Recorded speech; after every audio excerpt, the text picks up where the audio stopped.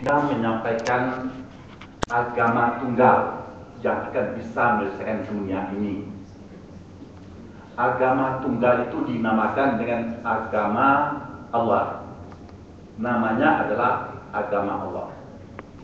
Dia comot dari kitab suci ini, kitab suci ayat ini, ayat ini, ayat ini. Katanya itulah yang agama Allah itu. Itu satu usaha.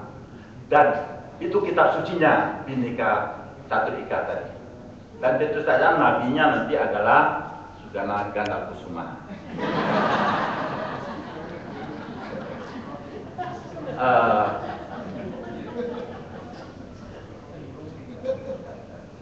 Saya sekarang sedang juga ada pentaloka di Kota Museum berbicara tentang kerukunan umat beragama kerjasama dengan Kementerian Agama. Dan saya sudah banyak bicara tentang titik temu agama-agama. Titik temu yang pertama itu adalah kepercayaan terhadap Tuhan Yang Maha Esa.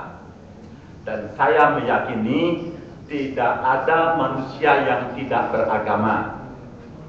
Saya kira kalau ada yang mengatakan orang ateis sesungguhnya itu salah. Tidak ada manusia yang tidak beragama. Semua manusia ini beragama. Hanya saja kebenaran suci itu hanya tertutup. Di dalam Islam bahasa Arab tutup itu disebut dengan kafir atau kafir, bet kafir.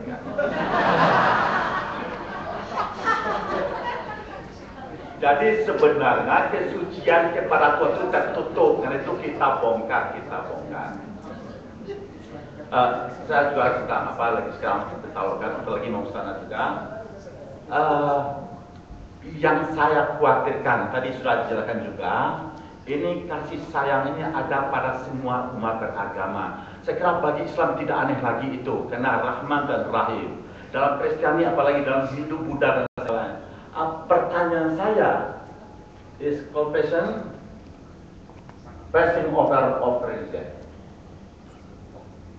Apakah ini nanti juga menciptakan sebuah agama baru? Ya. Dan yang kitab sucinya adalah compassion ini. Dan nabinya adalah Karen Armstrong.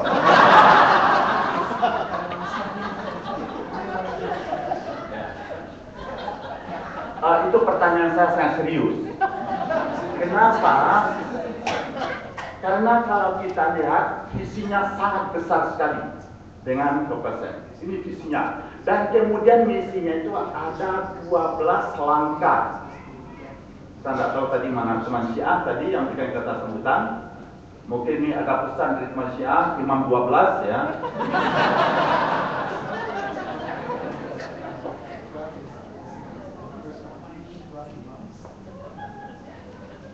Jadi 12. Tentu saya kita pertanyakan, kenapa kok berhenti pada 12 tahapan atau langkah?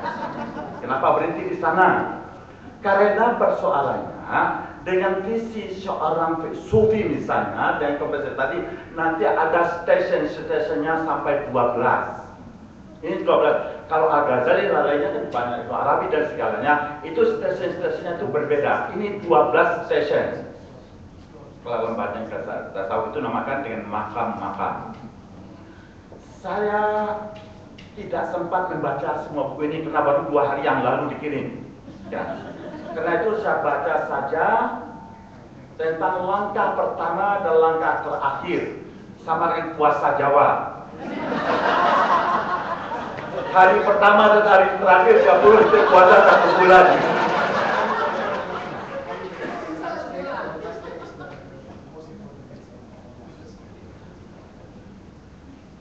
Kalau berbicara tentang balas kasih kepada diri sendiri, itu konkret. Siapa yang harus kita kasih pertama sekali? Tadi kata sambutan juga Tuhan mempunyai Asmaul Husna. Yang pertama adalah kasih dan sayang tadi juga. Artinya apa? Tuhan yang kasih dan sayang itu kita selalu mendekatkan diri pada Dia. Karena itu kasih sayang itu kita transformasikan ke dalam diri kita. Karena itu yang pertama kita harus kasih adalah diri kita. Dan saya sangat sepakat sekali di sini. Yang pertama kita kasih dan sayangnya adalah diri kita sendiri. Kenapa? Karena kita tidak bisa mengasihi dan menyayangi orang lain kalau kita tidak punya. Kalau saya tidak punya uang, bagaimana bisa memberi uang kepada orang lain? Itu miliki dulu kasih dan sayang buat diri kita. Dan setelah itu kepada orang tua kita, kepada tetangga kita semuanya. Kita transformasikan. Karena itu kita juga menjadi mercusuar tentang kasih dan sayang. Nah ini tidak ada perbedaan saya kira. Saya nanti tambah 3 menit ya.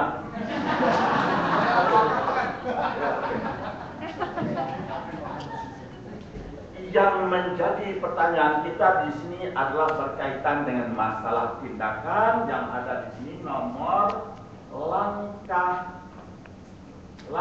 ke-6 tindakan.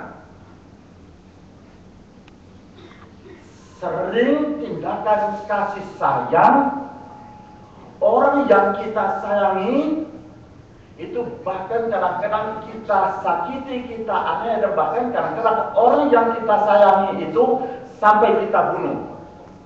Saya akan ceritakan. Pertanyaan saya, siapa yang menjadi pelaku, objek, subjek dari kasih sayang? Yang menjadi subjeknya siapa? Dan yang menjadi objeknya siapa? Siapa yang menjadi subjek dan siapa yang menjadi objek?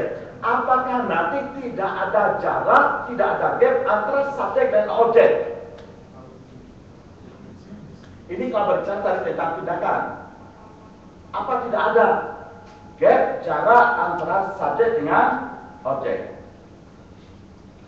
Dan bahkan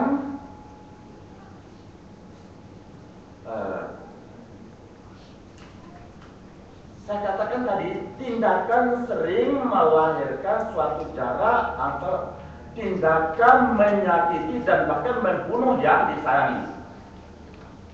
Nabi Muhammad, maaf saja ya, karena tadi dikatakan ini yang paling harus didukung oleh orang Islam, tetapi maaf saja kalian yang nomor 13 ini berbicara tentang cintailah musuh, dia tidak pernah mengutip dari Islam sama sekali.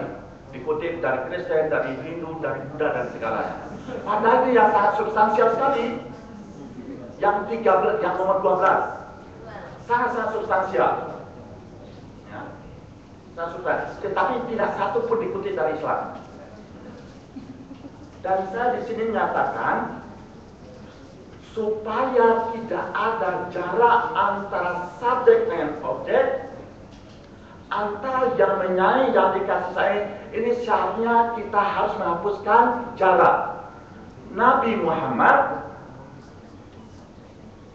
diperintahkan oleh Tuhan sering mengulang-ulang sampaikan kepada umatmu apa? Innama ana basyarun mislukum. Saya ulang, Nabi Muhammad sering diperintahkan oleh Allah untuk menyampaikan satu kata, innama ana basyarun mislukum. Saya adalah orang seperti kalian. Untuk menghilangkan jarak, dia pergi ke tengah-tengah padang pasir, dia pergi ke gubuk-gubuk, dia pergi tempat-tempat orang miskin. Karena dia berasal dari desa. Saya adalah berasal dari kalian. Orang desa, karena Muhammad begitu dekat dengan mereka, dengan secara bebas melepaskan kritik terhadap Muhammad. Seorang desa dengan kaki terbuka kata pada Muhammad, Muhammad, kamu orang yang tidak adil. Tidak membuat jarak. Orang secara bebas menyampaikan kritikan pada Muhammad. Kata Muhammad, kalau tidak saya berlaku adil siapa?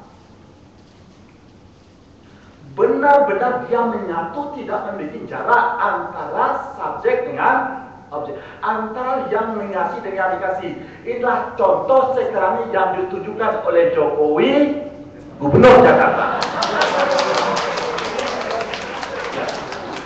Dia benar-benar bahagia di masyarakat, bahagia dari rakyat. Bahagia dari rakyat. Maaf, saya termasuk tim sukses Jokowi dulunya. Saya berhasil kan? Ya, termasuk tim sukses dari Ahok saya. Oh enggak, siapa yang anti dia? Apa yang ingin dijelaskan? Karena Muhammad juga orang desa, pendidikan desa, saya adalah bagian dari kalian. Kemudian,